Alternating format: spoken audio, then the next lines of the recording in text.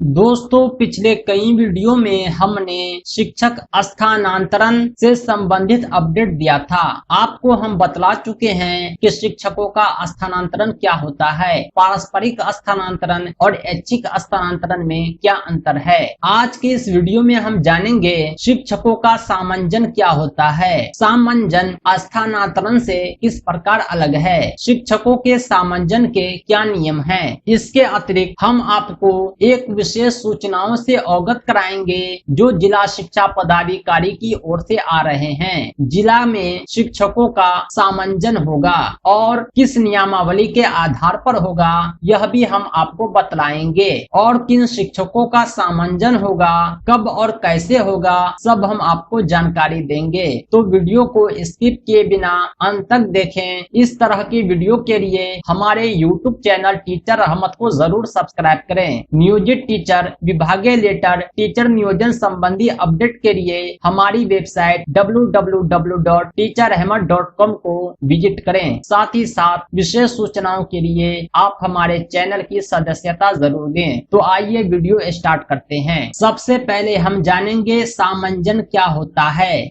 दोस्तों, स्थानांतरण की तरह सामंजन भी शिक्षकों को एक विद्यालय से दूसरे विद्यालय में सेवा का अवसर देता है। यानी एक विद्यालय में सेवा का अंत होता है और दूसरे विद्यालय में सेवा की शुरुआत होती है, लेकिन स्थानांतरण और सामंजन में अंतर होता है। स्थानांतरण जो होता है वह ऑप्शनल होता है, आप चाहें तो इसका लाभ ले सकते हैं, चाहे तो नहीं। लेकिन सामंजन जो किया जाता है वह नियोजन इकाई आवश्यकता अनुसार शिक्षकों का करती है। जिन शिक्षकों को सामंजन का अवसर दिया जाता है उसे नए विद्यालय में अपनी सेवा की शुरुआत करना अनिवार्य हो जाता है। कहने का अर्थ ये हुआ, स्थानांतरण शिक्षकों की मर्जी से होता है और सामंजन नियोजन इकाई की मर्जी से। स्थानांतरण के नियम में हमने बतलाया था 3 वर्ष की सेवा के उपरांत सेवा अवधि में अधिकतम 2 बार स्थानांतरण का अवसर दिया जाता है। महिला शिक्षिका को और दिव्यांग अभ्यर्थी को ऐच्छिक स्थानांतरण का लाभ मिलता है। अपनी नियोजन इकाई में किसी भी विद्यालय में वह चाहे अपना स्थानांतरण करवा सकते हैं। शर्त यह है उसी कोटि पर इसका स्थानांतरण होगा जिस कोटि पर वर्तमान में कार्यरत हैं। इसी प्रकार पारस्परिक स्थानांतरण में 2 शिक्षक अपना स्थान परस्पर परिवर्तित करते हैं, लेकिन सामंजन में छात्र शिक्षक अनुपात को देखा जाता है। कुछ विद्यालय ऐसे हैं जहां छात्र अधिक हैं, शिक्षक कम हैं। इसके ठीक विपरीत कुछ विद्यालय ऐसे हैं जहां छात्र कम हैं, शिक्षक अधिक हैं। ऐसे विद्यालय को चिन्हित कर छात्र शिक्षक अनुपात जो 40:1 है के आलोक में अधिक नियुक्त शिक्षकों का उसी नियोजन इकाई में सामंजन किया जाता है। शिक्षकों का सामंजन भी जो होता है वो उसी नियोजन इकाई में होता है जिस नियोजन इकाई में वर्तमान में वह कार्यरत हैं। सबसे पहले ऐसे विद्यालय की चयन की जाती है जहां अधिक शिक्षकों की आवश्यकता होती है, या ऐसे विद्यालय की चयन की जाती है जहां शिक्षक अधिक हैं, ताकि सामंजन कर छात्र शिक्षक अनुपात 40:1 कर दिया जाए। दोस्तों, छात्र शिक्षक अनुपात देखा जो जाता है वह शिक्षा अधिकार अधिनियम 2009 के अधीन देखा जाता है। RTE 2009 के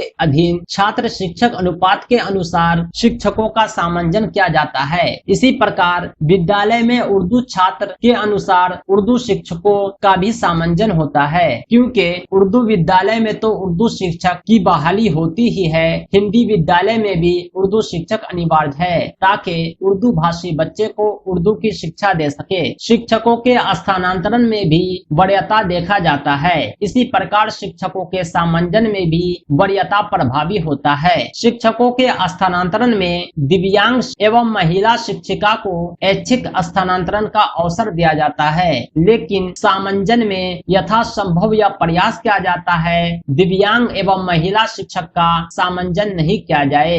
लेकिन कुछ विद्यालय ऐसे हैं जहां केवल महिला शिक्षिका है, वैसी स्थिति में महिला शिक्षिका का भी सामंजन किया जाएगा। प्रखंड शिक्षा पदाधिकारी द्वारा तैयार किए गए सामंजन प्रस्ताव को नियोजन इकाई से सामंजन की कार्रवाई कराते हुए उसका अनुमोदन जिला शिक्षा पदाधिकारी एवं जिला कार्यक्रम पदाधिकारी स्थापना द्वारा कराया जाना अनिवार्य है। सामंजन के उपरांत शिक्षक जो नए विद्यालय में योगदान करेंगे उसका पदस्थापना आदि सूचना भी जिले को सौंपना पड़ता है। दोस्तों, उम्मीद है कि आपको सामंजन में और स्थानांतरण में अंतर समझ में आ गया होगा। अब बड़ी खबर निकल कर यह आ रही है जिला शिक्षा पदाधिकारी मुजफ्फरपुर से। जिला शिक्षा पदाधिकारी मुजफ्फरपुर ने सभी प्रखंड शिक्षा पदाधिकारी, विद्यालय अवर निरीक्षक, नगर क्षेत्र जिला मुजफ्फरपुर को यह आदेश दिया है कि शिक्षा अधिकार अधिनियम के नियम 25 में निहित प्रावधान के आलोक में शिक्षक छात्र अनुपात में प्राथमिक एवं मध्य विद्यालय में शिक्षक इकाई के साथ शिक्षकों का सामंजन करने के संबंध में, यानी मुजफ्फरपुर जिले में शिक्षकों का सामंजन होगा। जिस विद्यालय में शिक्षक कम हैं, छात्र ज्यादा हैं, वहां अतिरिक्त शिक्षक भेजे जाएंगे और जिस विद्यालय में शिक्षक अधिक हैं, छात्र कम हैं, वहां के शिक्षकों को किसी और विद्यालय में सामंजन किया जाएगा। इस कार्य हेतु दिनांक 22 जून 2022 तक का समय दिया गया है। सभी प्रखंड शिक्षा पदाधिकारी सामंजन का कार्य 22 जून तक पूरा कर देंगे। साथ ही साथ सामंजन के उपरांत रिक्ति की गणना की जाएगी, क्योंकि वर्तमान में 7वें चरण के रिक्ति की गणना की गई है। सामंजन के बाद उसमें प्रभाव आएगा, इसलिए पुनः रिक्ति की गणना की जाएगी और इसकी सूचना भी शिक्षा विभाग को भेजी जाएगी। उम्मीद करता हूं कि मुजफ्फरपुर के शिक्षकों को यह सूचना मिल गया होगा।